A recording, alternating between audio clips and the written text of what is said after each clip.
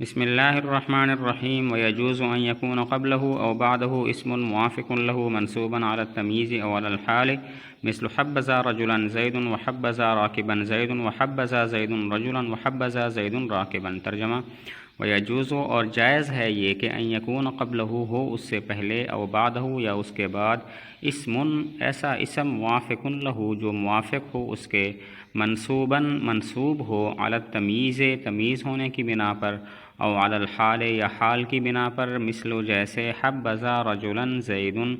بہت اچھا مرد ہے زید، وحبذا راکبا زید اور بہت اچھا سوار ہے زید، وحبذا زید رجلا اور بہت اچھا زید ہے، بہت اچھا ہے زید آدمی، وحبذا زید راکبا اور بہت اچھا زید ہے سوار۔ اس کا مطلب یہ ہے کہ مخصوص بالمدح سے پہلے یا مخصوص بالمدح کے بعد ایسا اسم آ سکتا ہے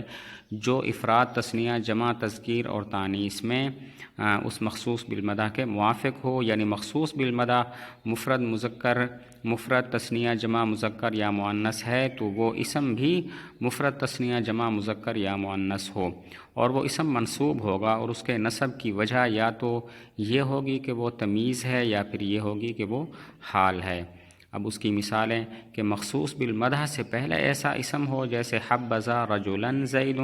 اور حبذا راکبا زید۔ اس میں رجلا اور راکبا ایسے اسم ہیں کہ جو زید مخصوص بالمدح سے پہلے واقع ہیں، اور مخصوص بالمدح کے بعد ایسا اسم واقع ہو حبذا زید رجلا حبذا زید راکبا، اس میں زید مخصوص بالمدح ہے جس کے بعد رجلا اور راکبا ایسا اسم ہے۔ تو مطلب یہ ہوا کہ مخصوص بالمدح سے پہلے یا مخصوص بالمدح کے بعد ایسے اسم کا ہونا ضروری ہے کہ جو مخصوص بالمدح کے افراد، تثنیہ، جمع، تذکیر اور تانیث میں موافق ہو، یعنی مخصوص بالمدح اگر مفرد اور تثنیہ، جمع، مذکر یا مؤنث ہے تو وہ اسم بھی مفرد، تثنیہ، جمع، مذکر یا مؤنث ہو، اور وہ اسم منصوب ہوگا، اور اس کا نصب یا تو تمییز کی وجہ سے یا پھر حال ہونے کی وجہ سے ہوگا۔ مثال کہ مخصوص بالمدح سے پہلے ایسا اسم ہو حبذا رجلا زید اور حبذا راکبا زید، اس میں رجلا اور راکبا یہ اسم ہیں جو مخصوص بالمدح زید سے پہلے واقع ہیں، اور مخصوص بالمدح کے بعد ایسا اسم واقع ہو حبذا زید رجلا حبذا زید راکبا، اس میں زید مخصوص بالمدح ہے اور اس کے بعد رجلا اور راکبا ایسے اسم واقع ہیں۔ وَاعْلَمْ أَنَّهُ لَا يَجُوزُ التَّصَرُّفُ فِي هَذِهِ الْأَفْعَالِ غَيْرَ إِلْحَاقِ التَّاءِ فِيهَا، وَلِهَذَا سُمِّيَتْ هَذِهِ الْأَفْعَالُ غَيْرَ مُتَصَرِّفَةٍ، اور جان تو کہ جائز نہیں ہے تصرف فی هذه الافعال ان افعال میں، غیر الحاق التاء فیہا سوائے تا کو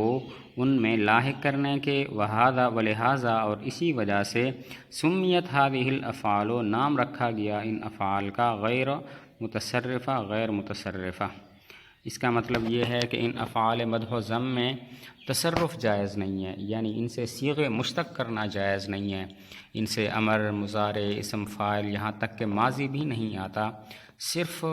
تائے الحاق آتی ہے، صرف تا کو ان کے آخر میں لاحق کیا جاتا ہے، جیسا کہ نعمہ کے آخر میں تا کو لاحق کر کے نعمت کہتے ہیں، بئسا میں بئست کہتے ہیں، ساء میں ساعت کہتے ہیں، لیکن حبذا میں یہ تائے الحاق بھی نہیں آ سکتی۔ ولہذا وجہ تسمیہ بیان کی، ایک ان افعال مدح و ذم کا ایک اور نام بیان کیا، اور اس کی وجہ بیان کی کہ ان افعال مدح و ذم کو غیر متصرفہ بھی کہتے ہیں، اور اس کی وجہ یہ ہے کہ ان میں تصرف نہیں ہوتا، یعنی ان کی گردانیں نہیں ہوتی۔ تو عالم سے مطلب یہ ہوا کہ ان افعال مدح و ذم میں کسی قسم کا تصرف جائز نہیں، یعنی ان سے صیغے مشتق کرنا جائز نہیں ہے، ان سے امر، اسم فاعل، اسم مفعول وغیرہ نہیں آتے، یہاں تک کہ ماضی بھی نہیں آتا، صرف تا کو ان میں لاحق کیا جا سکتا ہے، چنانچہ نعمہ میں نعمت، بئسا میں بئست اور ساء میں ساعت کہہ دیتے ہیں، لیکن اب حبذا میں یہ تائے الحاق بھی نہیں آتی۔ ولہذا ان افعال مدح و ذم کا ایک اور نام اور اس کی وجہ تسمیہ بیان کی کہ ان کا ایک اور نام ہے غیر متصرفہ، ان افعال مدح و ذم کا ایک اور نام ہے افعال غیر متصرفہ۔ وجہ تسمیہ یہ ہے کہ ان میں تصرف نہیں ہوتا، یعنی ان کی گردانیں نہیں ہوتی۔